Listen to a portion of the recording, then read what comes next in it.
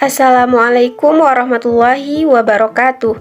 Perkenalkan, nama saya Indah Fatria Dewi dengan NIM 2121106 dari kelas PAI 5C. Baiklah, pada kesempatan kali ini saya akan membahas materi tentang kisah keteladanan Nabi Sulaiman. Ada 3 submateri yang akan kita bahas. Yang pertama, kisah singkat Nabi Sulaiman. Yang kedua, keteladanan Nabi Sulaiman. Yang ketiga, mukjizat Nabi Sulaiman. Kita bahas terlebih dahulu kisah singkat Nabi Sulaiman. Nabi Sulaiman merupakan nabi ke-18 yang diutus oleh Allah Subhanahu wa taala. Nabi Sulaiman adalah anak dari Nabi Daud yang juga merupakan seorang nabi dan raja. Nabi Sulaiman mewarisi kerajaan ayahnya setelah ayahnya wafat. Nabi Sulaiman ini adalah seorang nabi dan raja yang dianugerahi Allah dengan banyak kenikmatan seperti kekayaan, kekuasaan, kebijaksanaan, dan kemampuan berbicara dengan hewan dan jin. Salah satu kisah terkenal Nabi Sulaiman adalah pertemuannya dengan Ratu Balqis, yang merupakan penguasa kerajaan Saba. Nabi Sulaiman mengirim surat kepada Ratu Balqis untuk mengajaknya masuk Islam dan tunduk kepada Allah. Ratu Balqis pun kemudian datang menemui Nabi Sulaiman dengan membawa hadiah-hadiah. Namun, Nabi Sulaiman menolak hadiah-hadiah itu dan menunjukkan kepadanya keajaiban-keajaiban yang diberikan Allah kepadanya, seperti mengangkut singgasana Ratu Balqis dari tempat asalnya ke istana Nabi Sulaiman dalam waktu sekejap mata. Ratu Balqis pun akhirnya menyatakan keimanan dan ketaatannya kepada Allah dan Nabi Sulaiman. Nabi Sulaiman wafat pada usia 53 tahun. Menurut sebuah riwayat, saat ia wafat, Nabi Sulaiman tersebut sedang berdiri dengan tongkatnya sambil memerintahkan jin-jin untuk bekerja. Jin-jin tersebut tidak menyadari bahwa Nabi Sulaiman ini sudah wafat, sampai seekor rayap memakan tongkatnya dan membuat Nabi Sulaiman terjatuh.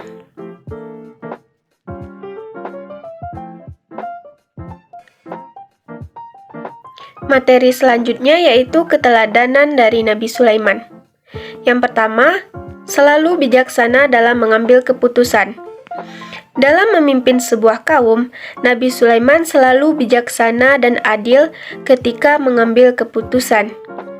Ia tak pernah melihat suatu permasalahan dari satu sudut pandang saja, namun benar-benar mempertimbangkannya, sehingga mampu memperoleh kesimpulan dan solusi terbaik. Kecerdasan Nabi Sulaiman dalam menyelesaikan perselisihan membuat rakyat selalu merasa aman di kehidupannya sehari-hari. Sikap mulia dari Nabi Sulaiman ini tentu harus kita teladani untuk meraih kehidupan yang lebih baik di dunia ini, terutama bagi para pemimpin yang sedang mengemban tugas atau amanah untuk memajukan anggota maupun rakyatnya. Contoh penerapan keteladanan dari Nabi Sulaiman ini adalah dengan selalu mempertimbangkan segala hal dengan matang sebelum mengambil keputusan.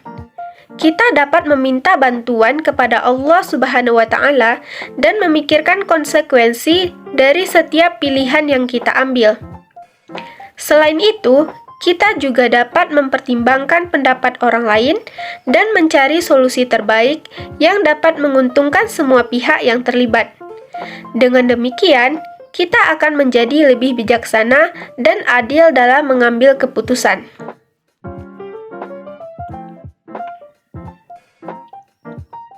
Keteladanan yang kedua, kemampuan dan kekuatan komunikasi. Keteladanan Nabi Sulaiman juga bisa kita lihat dari kemampuan komunikasinya yang luar biasa. Meskipun seorang pemimpin besar, ia selalu ramah dan bersedia berbincang-bincang dengan siapapun tanpa memandang kasta. Kemampuan unik Nabi Sulaiman dalam berkomunikasi dengan makhluk-makhluk lain, layaknya hewan-hewan dan jin. Mampu menunjukkan pentingnya komunikasi efektif dalam membangun hubungan baik dengan orang lain. Kita sudah sepatutnya belajar dari keteladanan Nabi Sulaiman, seperti belajar menjadi pendengar yang baik dan memahami maupun merespon secara bijak. Menghargai adanya keragaman atau perbedaan dalam komunikasi juga harus diterapkan di kehidupan dunia. Contoh penerapan keteladanan dari Nabi Sulaiman ini adalah dengan selalu berbicara dengan sopan dan bijaksana, selalu mengontrol emosi saat berbicara, menggunakan bahasa yang mudah dipahami oleh lawan bicara, dan memperhatikan intonasi suara dan ekspresi wajah saat berbicara.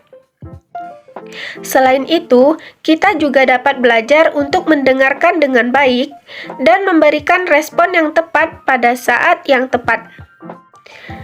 Dengan kemampuan komunikasi yang baik, kita dapat membangun hubungan yang harmonis dengan orang di sekitar kita dan menghindari konflik.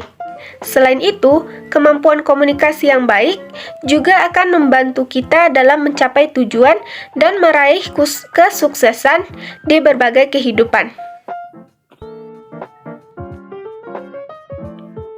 Keteladanan yang ketiga yaitu kesederhanaan dan kekayaan spiritual. Meski banyak kekayaan melimpah, Nabi Sulaiman tetap hidup dengan sederhana dan rendah hati. Ia tidak pernah terbuai oleh kemewahan dunia, melainkan selalu fokus untuk beribadah kepada Allah Subhanahu wa Ta'ala. Ia selalu bersyukur kepada Allah dan menggunakan kekayaannya untuk kemakmuran rakyatnya. Hal ini memberikan pelajaran berharga kepada kita untuk tidak terlena oleh nikmat duniawi saja, namun harus mampu menjaga keseimbangan antara dunia dan akhirat. Sudah sepatutnya kita belajar meneladani kesederhanaan Nabi Sulaiman, supaya hidup kita senantiasa damai, cukup, dan tidak terus-terusan merasa kurang.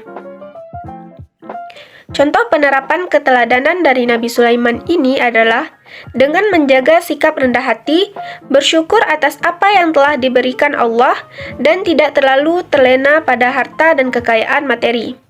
Kita dapat mengaplikasikan kekayaan spiritual ini dengan cara berbagi kepada sesama, memberikan sedekah, dan berbuat kebaikan tanpa pamrih.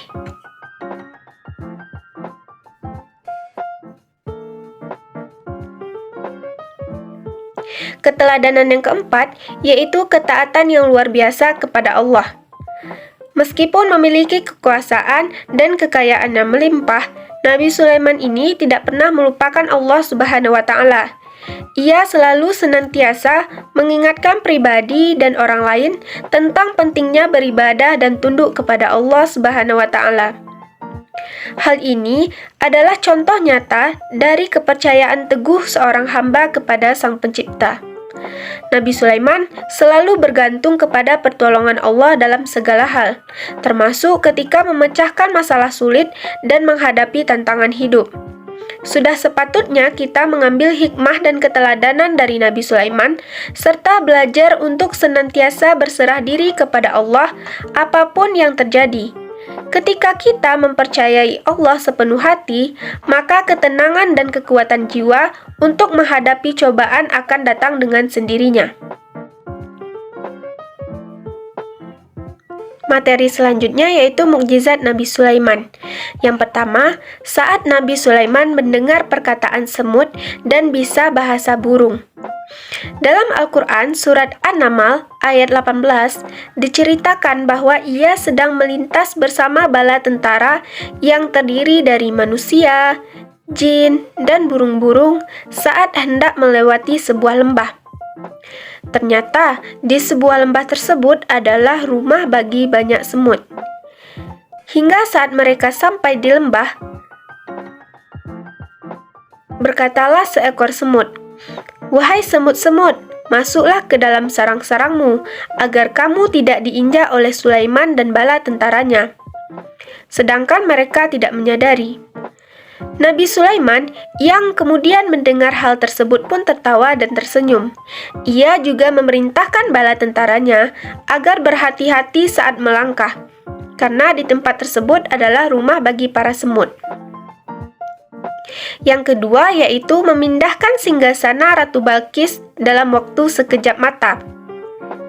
Kisah Nabi Sulaiman dengan Ratu Balqis juga turut terabadikan jelas dalam Al-Quran, di mana Nabi Sulaiman pada saat itu memerintahkan burung-burung agar dapat mengantarkan surat yang berisi, "Dengan nama Allah yang Maha Pengasih lagi Maha Penyayang, surat ini ada daripadaku, yaitu Sulaiman. Jangan kamu sombong terhadapku, kemudian menganggap dirimu lebih tinggi dibanding aku. Datanglah kepadaku, kemudian berserah diri." Surat ini juga merupakan seruan Nabi Sulaiman kepada Ratu Balqis serta kepada para pembesarnya agar tidak bersikap angkuh dan sombong. Pada saat tersebut juga Ratu Balqis pun menerima pesan tersebut, kemudian memberitahukan isi pesan tersebut kepada para pembesarnya. Pada saat itu pun Nabi Sulaiman memerintahkan pasukannya untuk menunjukkan kepada Ratu Balqis dan para pembesarnya mukjizat yang telah diberikan oleh Allah Subhanahu wa Ta'ala kepadanya dengan memindahkan singgasana Ratu Balqis dari tempat asalnya ke istana Nabi Sulaiman.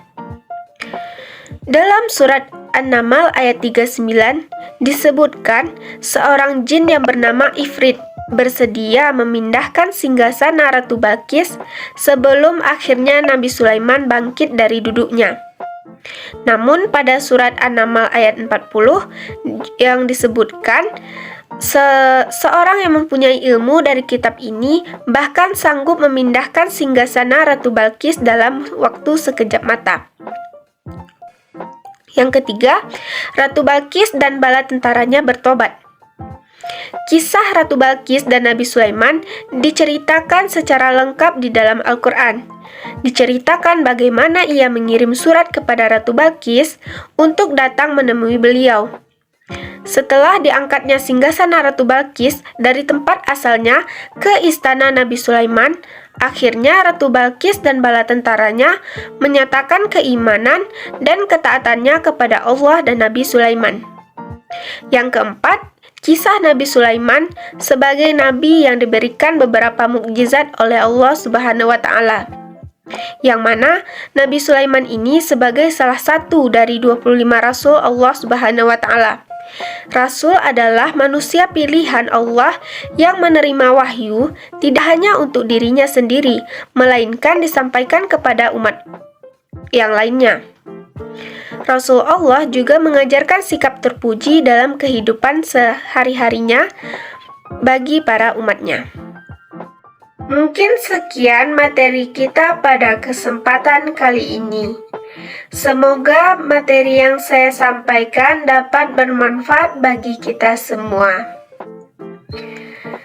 Saya mohon maaf apabila terjadi kesalahan. Wabillahi taufiq wal hidayah. Assalamualaikum warahmatullahi wabarakatuh.